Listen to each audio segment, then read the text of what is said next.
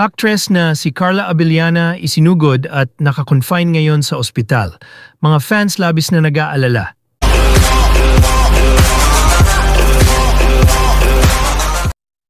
Maraming fans ang nag-aalala at nagtatanong kung ano nga kaya ang nangyari sa kapuso actress na si Carla Abellana.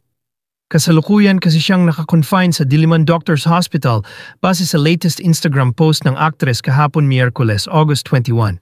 Wala pang detalye si Carla kung ano ang naging sanhi ng kanyang pagkaka-ospital, pero ibinahagi niya ang ilang larawan na tinurukan na siya ng IV drip. Ipinakita niya rin na may mataas siyang body temperature na umabot sa 39.6 C at may blood pressure na 82/52. Lord, please heal me. I've been in so much pain and discomfort with crying and praying hands emojis. Caption niya sa IG.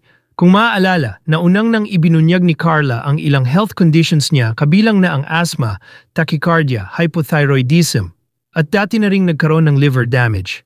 Ayon pa nga sa kanya, ito ang mga dahilan kung bakit nag-gain siya ng timbang noon.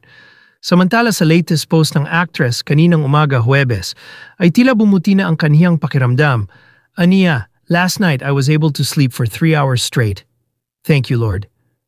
Bukod sa kanilang mga follower, ilang taga-showbiz din ang nagpaabot ng pag-aalala at hangarin na gumaling na siya. Gaya ni Bea Alonzo, Jean Garcia, Jonah, Sanya Lopez, Yasmin Kurdi, Nadine Samonte na co-stars niya sa GMA Murder Mystery Series na Widow's War at marami pang iba na kaibigan ng actress sa industriya.